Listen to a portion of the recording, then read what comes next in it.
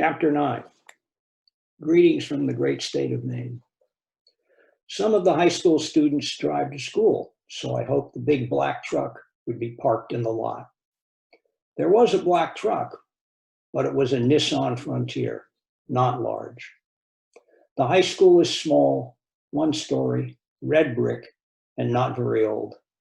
The front doors open into a wide hall with classrooms down the right side and administrative offices on the left. It makes a backwards, upside down L, with more classrooms along the back, a science lab, a home economics room, and between them, bathrooms. The science lab in the far corner was Kevin's room. It was hard to face the superintendent, Dina Jablonski.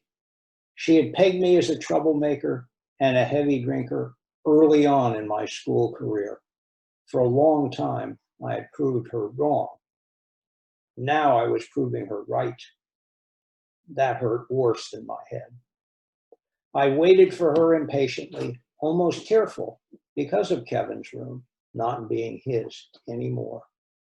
I half expected him to see him stride down the hall and take me into his arms. Margarita?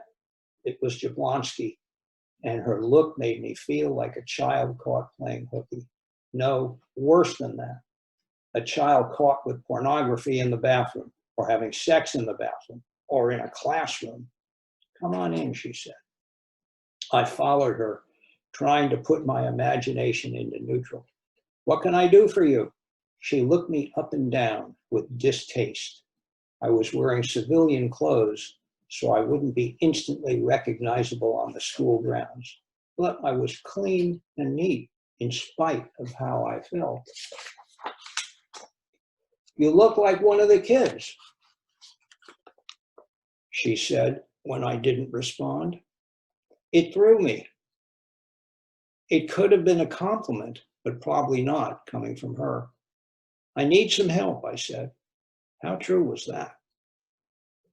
Does one of the students drive a tall black truck with big tires? She thought about it. That doesn't sound familiar. It might be any dark color. You mean a large truck or one that's been lifted? Lifted, I think, but maybe it's only big. Nobody drives a truck like that to school. May I ask why you're looking for it? No, ma'am. This is sheriff's office business. I'm not at liberty to say. I don't like that. Of course she didn't. She wanted to be current on the gossip, like everyone else in Terlingua, especially when it involved students she could torture with her knowledge of their personal stuff. She was the first to trash bad parents, and maybe that could be forgiven. But she trashed her students, and that couldn't.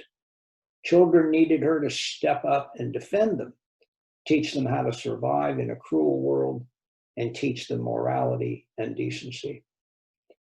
I let out a breath I had not consciously held. I'm sorry you don't like it, but I have the best interests of your students at heart. Well, are there 3 high school boys that regularly hang out together? There are lots of 3 and foursomes. They all hang out in groups. Do you have any students that are acting odd today or have injuries, bruises, or scratches? She gave one of her "you're an idiot" snickers. Kids always have injuries, and they're all odd at that age. I knew that was true, but I thought she should love them anyway. I stood. I'm going to hang around and observe. Suit yourself. I went into the hall during a class change and saw a football player-sized boy in a corner showing something to a smaller boy. I walked a few feet and saw it was a photo. I could tell what kind they were by the reaction. But high school boys constantly pass inappropriate photos. Pick any day, something would be circulating. I walked to the double glass doors and looked out at the parking lot, and past that, the dirt track, and further away, the Chisos Mountains. In the park, my mind, heart, and soul rested there for a brief moment. I went outside the better to worship them and to think I needed to find the truck. Maybe Barney would know it. I was just on my way to more interviews, he said when he answered his cell. I described the truck. I've seen that big boy driving it, he said. What big boy? In Texas, a big boy can be anywhere between a large newborn and an old man. Of course, large men out of childhood are usually big old boys. That big kid that used to play football in Alpine, he got expelled last year, and now he's going to school here. He's Judge Dooley's son and lives with the Sanchez family. I've seen him driving a dark blue Bronco that he's lifted up to a ridiculous height. I think he goes to those monster truck rallies up by Presidio. I wondered how Barney could possibly know all that. Then I thought that I might know it too, if I wasn't so focused on my own misery all the time. Thanks, Barney. That gives me a place to start. Anytime, Ricos. You think he's your doer? I don't know, but I suspect it. That would figure, him being the judge's son. County Judge Everett B. Dooley heads up the county commission, the legal entity that runs county business and therefore employs the sheriff. Dooley is contentious even when his son is not the subject of an investigation. I watched shadows chase sunlight across the mountains for another few minutes, then got back into my vehicle and went by a convenience store to purchase a small bottle of orange juice. I was more driven by a pounding hangover than by thirst or a sudden need for a dose of vitamin C. While I was still sitting in the parking lot, my cell phone rang, startling me. Ricos, I practically yelled, thinking it was Jimmy Joe Blanks again. You're so funny, said my friend Austin with a snorting laugh. I love how you say Ricos like everybody knows who you are. His voice is nasal and a beat too slow. Austin was born with Down syndrome, and he never lets that get in his way. Austin! Hearing his voice gave me a lift. We'd been friends for 4 years and were close, like childhood buddies who'd always known each other. We met when I was attending college in Alpine. Austin was in college too, a fact that made him proud. He was taking one class at a time and putting his total attention on it. I was soon in awe of him and his flat refusal to be labeled retarded. You doing hero work? He asked. Austin is impressed by my law enforcement position and believes in his heart that I'm a hero. His unwavering belief in me makes me aspire to be one most days. Nah, I'm just interviewing people about a murder. I didn't mention the rape because it was somehow more awful. A murder? Yep. A woman was murdered the day before yesterday, and we're interviewing people who might know something. What do you know that you're not telling me? Gosh, he said, I don't even live there. Are you coming to see me? I changed the subject since he didn't get my little joke. Austin lives with his mother in Alpine. No, not today, he paused. I have to get an operation, Margarita. I'm scared. Austin was born with a heart defect in addition to his other physical challenges. It seems unfair for so many problems to have been piled on him.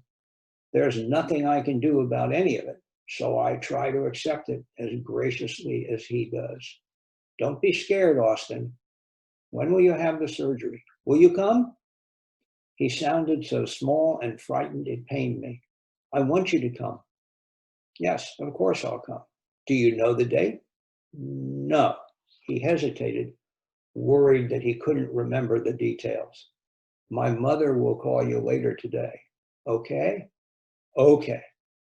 I wanted to ask him everything about the upcoming surgery, like what would be done, how long it would take, how long he'd have to be hospitalized, and the estimated recovery time. But I knew he'd be upset when he couldn't answer my questions. I didn't want to add to his fear and frustration. It's not tomorrow, is it? He laughed, sounding like himself again. No, not tomorrow, you big goof. He paused. I miss you. I could hear his heavy breathing and hoped he wasn't crying. I miss you too. His wacky sense of humor was what I missed most, and his always fresh view of current events and his honest approach to our friendship, his honest approach to everything. All of us could learn a lot from the Austins of this world. He and I spent hours riding horses and lying on our backs, looking at cloud formations or watching approaching storms. We talked about our lives and what we believed, who we loved and liked and didn't like much. Austin probably knows me better than anyone. He had held me many times while I cried my heart out over Kevin's death. Austin has a capacity for kindness and understanding that surpasses any I've ever known. It's one of his gifts. Another is his singing ability. He is blessed with an incredible voice and has an ear for music.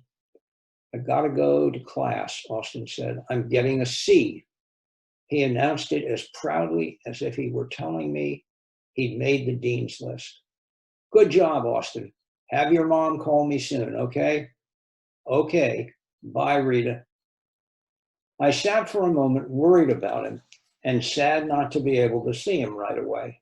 The life expectancy of people with Down syndrome is better than it used to be, but Austin still has a lot of physical problems and a heart that's already been repaired twice.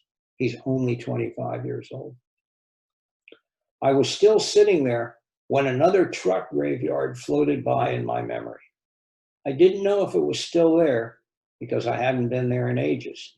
It fit Mandy's description, deserted, not far from the school, and would be scary at night.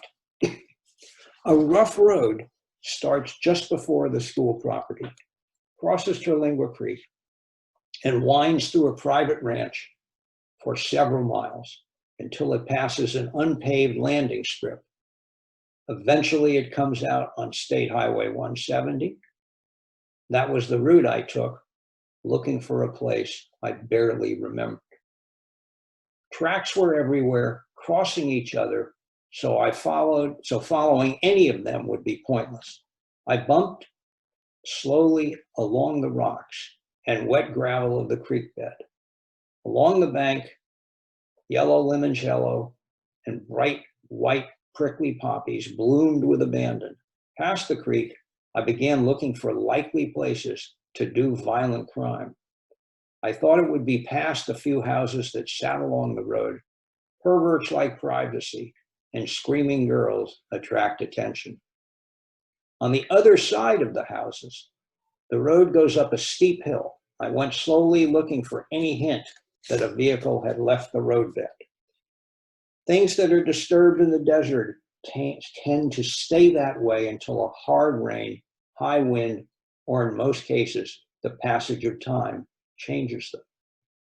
When the landing strip appeared on my left, I slowed to a crawl, thinking that anywhere along here would be a good place to pull off. Soon I found a flattened area where the berm had been run over and a couple of small creosote bushes along with it. As I got out of the vehicle, I noticed a graveyard of ancient trucks and cars, 5 of them rusting into the desert across the road. They appeared to be from the 40s and 50s and were nearly hidden by wild growth. From there, it was a short walk to a bare area where the hard pan showed signs of a scuffle. It was more of a brawl than a scuffle.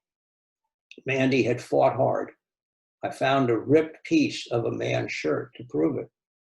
I photographed the scene before I picked up the evidence. 3 blue buttons, a crumpled soda can, 2 cigarette butts, and the torn off scrap of shirt. I walked back and forth in expanding circles looking for a condom, but didn't find one.